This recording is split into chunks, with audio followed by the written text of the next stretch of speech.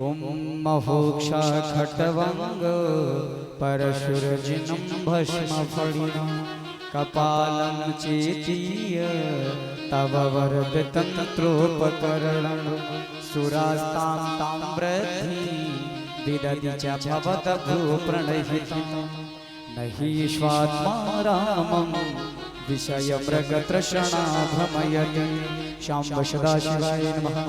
साम्ब सदाशिवाय परिवाराय नमः।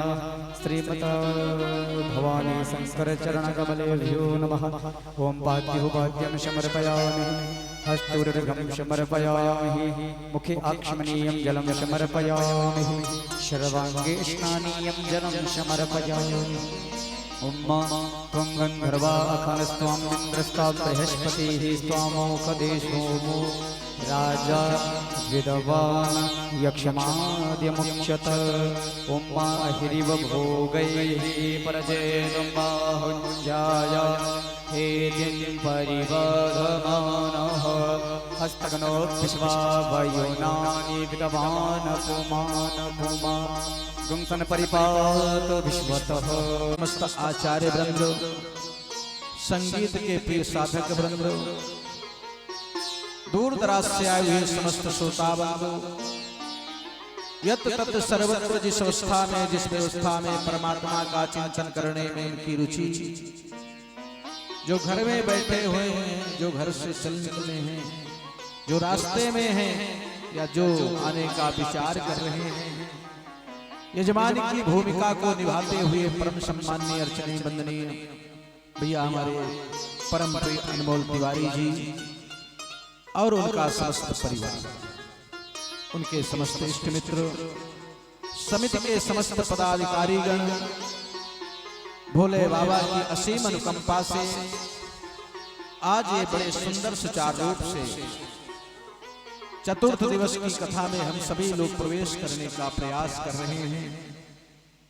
भगवान की महती कृपा है कि ऐसी अनुपम कृपा हमारे आपके जीवन में जब प्राप्त हो जाए तो समझ लीजिए कि भगवान तो प्रसन्न ही है, लेकिन साथ में आपके पूर्वज भी प्रसन्न होते हैं और पूर्व जन्म के जो पाप होते हैं वो जब नष्ट होता है और पुण्य का उदय होता है तभी भगवान की कथा प्राप्त होती है। वो भी परम सौभाग्य से ही प्राप्त होती है।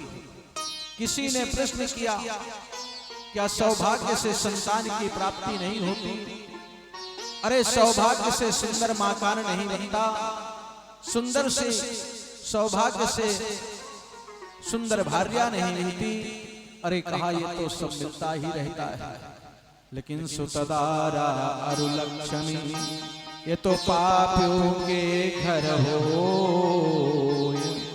संत समागम हरि कथा तुलसी दुर्लभ हो। जहाँ पर संतों का समागम, आचार्यों का समागम, वेद मंत्रों की ध्वनि जिस मकान में जिस घर में गूंजती हो प्यारे, जहाँ पर स्वाहा और सुधा के मंत्रों की आहुति पड़ती हो, तो महाराज वो मकान नहीं है, वो तो स्वयं देवतुल्य स्थान माना गया। वो देव परिसर है, मंदिर है। शास्त्रों में बताया गया है नबे प्रपादो तक पंकलानी और नबे दशास्त्र ध्वनि गर्जतानी और स्वाहा स्वधा नैव विवर्जितानि तो स्मशानि तुल्यानि ग्रहानि तानि। बहुत लोगों के ऐसे सुंदर मकान बने हैं महाराज, पूरे घर में पत्थर लगा हुआ है। और घर की बात छोड़ो, बड़े बड़े घरों में हमने देखा कि दीवालों में पत्थर लगा हुआ, और जब पूरे घर में पत्थर लग गया तो परिणाम ये हो गया कि हृदय में भी पत्थर लग गया। हृदय में भी पत्थर लग जाता है। क्यों? पत्थर पे चलते चलते, पत्थर को देखते देखते तो महाराज हृदय भी पत्थर ही हो जाता है। और पत्थर जब बन जाता तो होता क्या है, ना तो उनके घर में कभी ब्राह्मणों का भोजन होता है, ना तो कभी उनके यहाँ कुमारी कन्याओं का महाराज भोजन कराया जाता है, ना तो कभी स्वाहा और सुधा के मंत्र गुंजायमान होते हैं। तो संतों ने बताया, कहा ऐसा मकान पूरी दुनिया में पत्थर लगवा दिया जाए, हृदय में लगवा दिया जाए, पूरे शरीर में लगवा दिया जाए, फिर भी कुछ होने वाला नहीं है, क्या होगा? कहा वहां तो केवल एक ही काम है, स्मशान तुल्या निगहानितान। उसका मकान नहीं है, उसका मकान तो स्मशान के समान माना जाता है। इसलिए अपने जीवन में ऐसा सुंदर सुअवसर व्यक्ति के जीवन में प्राप्त हो जाए, ये आवश्यक नहीं है कि प्रत्येक प्राणी कथा करवा सकता है। ये कोई बहुत बड़ी बात है, ये कोई साधारण बात नहीं।